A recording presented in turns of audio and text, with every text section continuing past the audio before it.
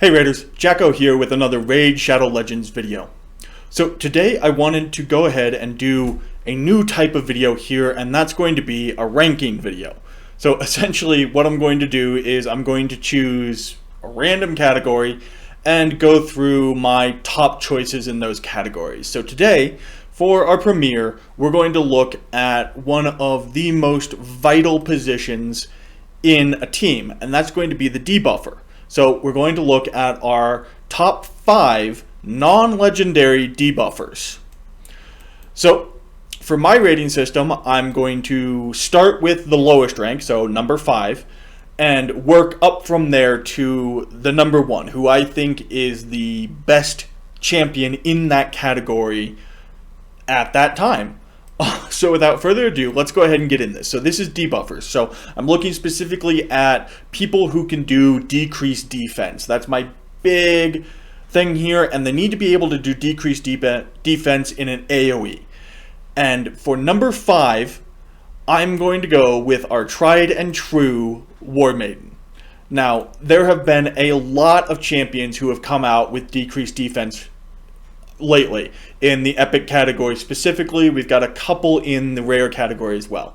The reason I chose Maiden as my number 5, even above some of those epics, is simply because of her availability to every player. You really don't have to get very far into the game before you can get her from the campaign and then start maxing her out, getting her skills as high level as they can go, so that you can use her effectively. Because of her availability, I went ahead and put her at my number 5 slot. She got into the top 5 non-Lego decreased defense champions because of that availability. So let's take a look at her kit real quick. So on her A1, we've got Ferocious Attack. Attacks one enemy, has a 30% chance of placing a 2.5% poison debuff for 1 turn. It's not great, but if you're using her in your clan boss, that extra poison can be nice. It's not going to be a lot of damage. Her A2, Opportunity Strike, attacks one enemy, places a 50% increased attack buff on this champion, and places an extra hit if this attack is critical. The extra hit cannot be critical. It can do some nice damage. That caveat on the end, the extra hit cannot be critical, is just silly. I mean, it could have been a much better ability, and therefore a better character, a champion, if they had just taken that out and allowed it to be critical as well. But then her bread and butter, a Crumbling Blast, her A3, attacks all enemies, has a 75% chance of placing a 60% decreased debuff for 2 turns. That's the big decreased debuff. It's on all enemies, and when fully booked, which isn't hard to do because she can get duplicates of her in the campaign to use as books, she's up to a 100% chance and on a 3-turn cooldown. That is the prime spot for us. That's what we're looking for here. So that's why Maiden comes in at my number 5. Aesthetically speaking, we're not going to go in depth on aesthetics on all these when we're doing these champion rating guides. We're just going to do a bit of an overview. So aesthetically speaking, Maiden has come from the swimsuit edition for raid, not for combat. She is not armored to actually be involved in a melee at all. Her corpse would be on the ground before the battle even started. I mean, she literally has no armor on. She's in a swimsuit with 1 pauldron. This is a really bad way to go. I mean, sure, she looks great. Love to see her at the club. But when it comes right down to it, she's not fit for combat. So, Maiden, on aesthetic-wise, gets a 0 gourd. However, she is in the top 5 on my decreased defense. Let's move on here to my number 4. This might surprise some of you, but I'm actually putting Hugo as my number 4. She's a great champion. In fact, I'm using her on pretty much all of my teams anymore, but I don't think she brings as much to the table as some of the other decreased defense champions, and that's why she's getting my number 4 slot. So let's go ahead and take a look at her kit here. On her A1, we've got Black Hand. Attacks one enemy, has a 35% chance of placing a leech debuff for 2 turns. The chance increases by 5% for each alive enemy. So really nice when you're going up against a full group. Not so great for clan bosses. It's only, you know, an extra 5%, but 40% for a leech is still nice. So a pretty decent A1 there. Her A2, Maelstrom Rack. Attacks all enemies, has a 75% chance of placing a 60% decrease defense debuff for 2 turns. That's what we're looking for. Also has a 50% chance of placing a block buffs debuff for 2 turns. The chance of placing the block buffs debuff increases by 5% for each alive enemy. So with fully booked, unfortunately she is kind of book intensive, we get that up to a 100% chance to place the decreased defense and a 75% chance, at least an 80% chance due to the 5% for each alive enemy, to place a block buffs debuff. That is great. And fully booked, she's on a 3-turn cooldown. Exactly what we're looking for. So this is a great ability. The better than Ward Maidens, because we've got that block buffs debuff going out there, and with the new Dune Tower champions putting buffs up all over the place on themselves, this is a really effective ability. It's also really nice in Arena if you can get her to go before your enemies, because a lot of Arena teams rely on those buffs and debuffs getting out there to really do their damage. So really nice there. Her A3, Hugo's Brew, removes all heal reduction debuffs from all allies, then removes 1 random debuff from all allies, then heals all allies by 20% of this champion's max HP.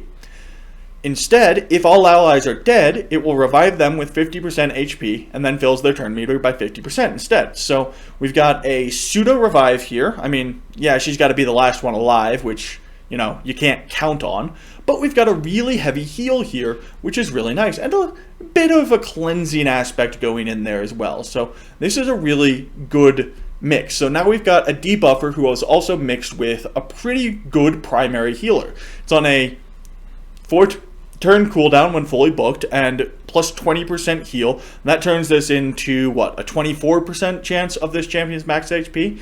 Sadly, these percent heals in the skills section are multiplicative rather than additive for the percentage. So 5% of 20%.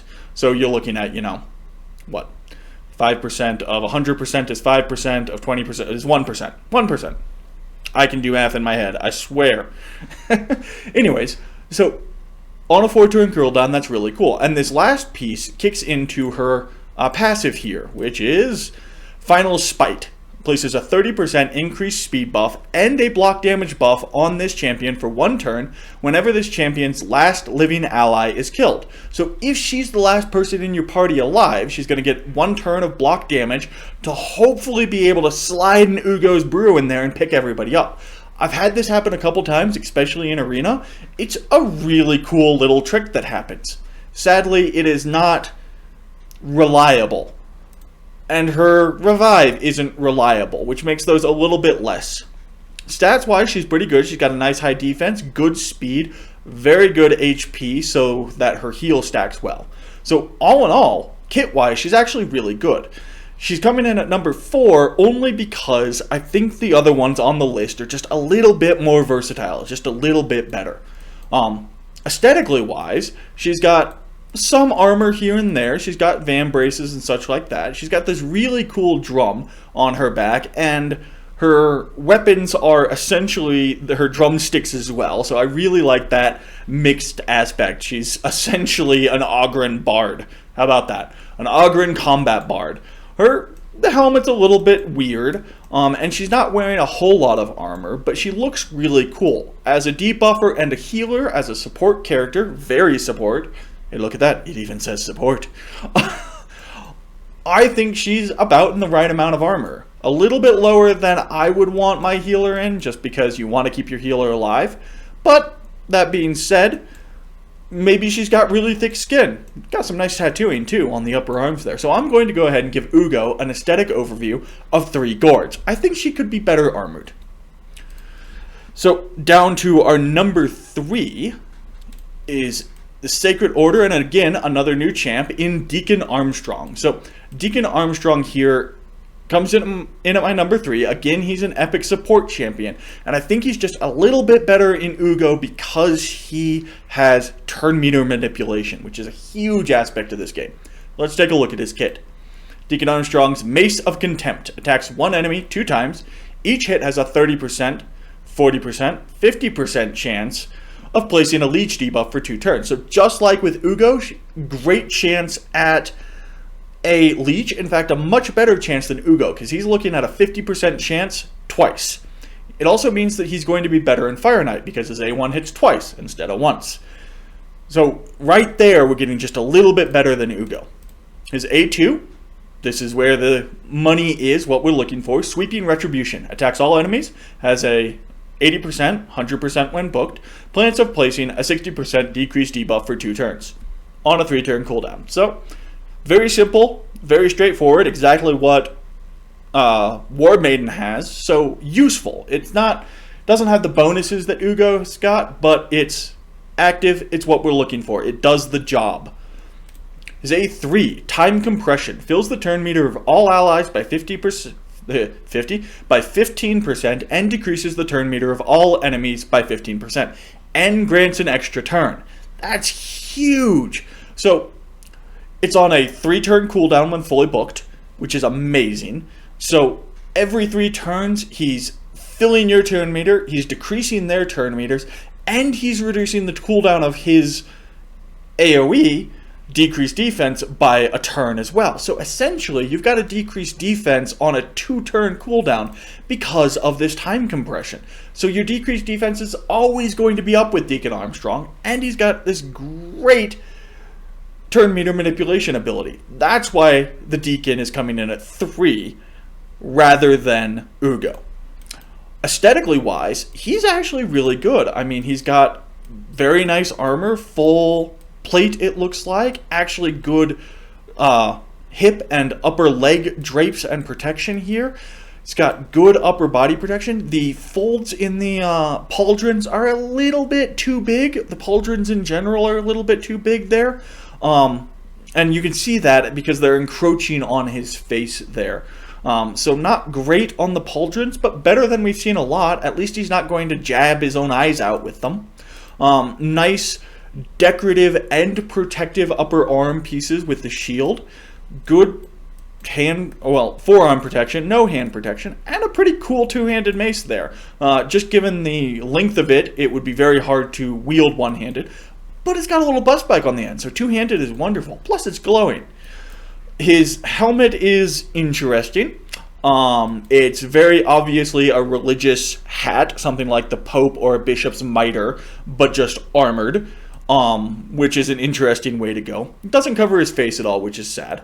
He does have a nice heavy heater shield for when he does try to use his mace one-handed, which is going to be interesting to watch. But all in all, he's in really effective armor. And I like this.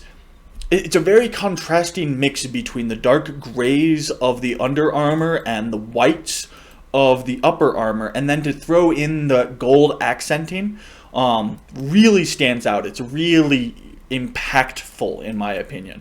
So aesthetically wise, we're going to give Deacon Armstrong here a 4 gourd. If he had a helm that worked, it would be 5 gourd. But without a working helm, he's only getting a 4 gourd. So that was our number 3. Coming down to our number 2 is everybody's favorite little witch with Madame Saris.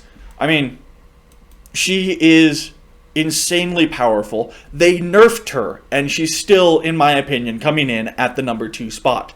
So why does she come in the number 2 spot? Her A1, Panic Spread, attacks one enemy, has a 20% chance of placing a fear debuff for 1 turn. This chance increases to 30% if the target is under 1 debuff, increased to a 45 if the champion is under 2 or more debuffs. Well, it's easy to get the enemies under debuffs, so you're looking at a 45% chance for fear, which is a very nice ability. It stops them from doing their turn, essentially, though it doesn't put their skill on cooldown like true fear would. But fear is still a nice little debuff, nice to have on the A1. On the A2, Tricks and Treats. I love the name. I mean, come on, Jack-o'-lanterns, you've seen the intro. I would adore getting Madame Saris. She would be my number 1 go-to gal. So, Tricks and Treats, her A2, attacks all enemies, has a 40% chance of stealing 1 random buff from each target. Places a block debuffs buff on all allies for 2 turns if any buff is stolen. and places a True Fear debuff for 1 turn on enemies who have buffs stolen. So in Arena, where many people have buffs, that's just going to be a massive hit. Putting block debuffs on your team for 2 turns out of every 3 turns is wonderful. The chance goes up to a 50% chance to steal, and you only need to steal 1 debuff to get those block debuffs. And if you steal more, you've got True Fear. How cool is that? I think Tricks and Treats is a wonderful ability. Big one, Midnight Ritual, her A3, on a 4-turn cooldown. We'll come to that. Removes all buffs from enemies, so a complete buff stripper, then places a 50% decrease attack and the 60% decrease defense debuff on all enemies for 2 turns. Huge! Removes all buffs, so makes them weak, and then weakens them even more, puts that decrease attack and decrease defense. Absolutely wonderful skill. The only thing that makes it not as good and kicks her out of the number 1 spot, in my opinion, is the fact that it's on a 4-turn cooldown. So you really need to find ways to reduce her cooldowns or get her to go faster to get that to the 3-turn cooldown we're really looking for. But that's really the only downside to Madame Sara's. Otherwise, her kit is amazing. You've got block debuffs. You're removing their buffs. It's just wonderful. And finally, her passive, Witch's Grace, places a shield buff on this champion equal to 10% of their magic HP at the start of each turn. Nice. When attacked while under a shield buff, so anytime she gets attacked, provided that they haven't already blown through the shield, has a 35% chance of placing a fear debuffer on the attacker for 1 turn. So there you go, more fear going out, and she's got this 10% shield every turn popping up. She's got a pretty decent HP at 20k too. Good speed, decent defense. Madame Sara's is all around a wonderful character. And I'm going to be biased when it comes right down to it on the aesthetic overview. She's got some decent armor on 1 leg. She's got some interesting pauldrons. But in general, she is completely unarmored. As a witch, a support caster, that's not as bad as it could be. She's not wading into the melee like the Deacon is. But still, she really doesn't have any armor. But I am just in lust with Madame Sara. So I am going to bump her up from the low 1 to 2 stars where she really should be, given her combat effectiveness, to an aesthetic overview of 3 gourds. What can I say? I love her. Coming down to my number 1 spot, and someone who I just pulled recently, is Dahuk the Pierced. Now, a lot of content creators are saying Duck the Pierced, but that's ignoring that there's an H in there, in my opinion. I am putting some emphasis on the DH dichotomy, so Dahuk the Pierced. It could also just be Duke the Pierced. So, there you have it. A little rant about the name. Anyways, Dahuk the Pierced. His A1, we have Mad Chopper. Attacks 1 enemy 2 times, so good in Fire Knight again. Each hit has a 40% when fully booked, chance of placing a decreased accuracy debuff for 2 turns. That's pretty nice. I mean, reducing their accuracy is just going to make their debuffs and everything fail more often on your characters. So, not the worst we've ever run into, not the best. Still a pretty decent A1. On his A2, Lunatic Outburst. Attacks all enemies, has a 75% chance, 100% when booked, of placing a 50% decrease attack debuff for 2 turns. Also has a 100% chance of placing a decreased debuff for 2 turns on each critical hit. You build them for 100 critical, you're getting both the decreased attack and the decreased defense. Massive, wonderful, on a 3-turn cooldown. This is what we like to see. So he's getting both of those nice debuffs out there, like a few of our others have, every 3 turns. For 2 turns. It's wonderful. Now this is where I think Duke really steps forward into all of this and takes the number 1 spot in Shrieking Display. Places a provoke debuff for 1 turn on the target enemy. Also has a 75% chance of placing a provoke debuff for 1 turn on 2 random enemies. then places a 30% reflect damage buff on this champion for 2 turns, and an unkillable buff on this champion for 1 turn, on a 4-turn cooldown. So he's got a provoke in there as well. Not only is he a debuffer, but he's a crowd control character. And crowd control characters are hard to come by, at least they have been for me. And that's why I value it so much at this point in my progression in the game, and why Duke the Pierced gets the #1 spot, is bringing that provoke in there. And just to top it all off, he's a defense-based champion. So you building his survivability and his damage at the same time. So with any luck, he'll hit really hard. He's got a good defense, a little bit low on the HP. But there you go. Those are my top 5 decreased defense champions. Aesthetically wise, the dude's got no armor, and the armor he does wear is going to be more dangerous to him than it is to the enemy. He's got this weird rhino horn going on the little bit of a helm he's got. He's got this massive shield weighed down by someone's skeleton clasped on there, and trying to wield a 2-handed car door on a stick at the same time. So he's a lot of flash. He's got serious bottom modifications, being the pierce. That's not surprising. I mean, these panels are embedded in the flesh, as are these blades, as are the shoulder blades. He's actually got baldrins on, which is kind of surprising given the rest of them. Very cool trophy display off of the belt here as well.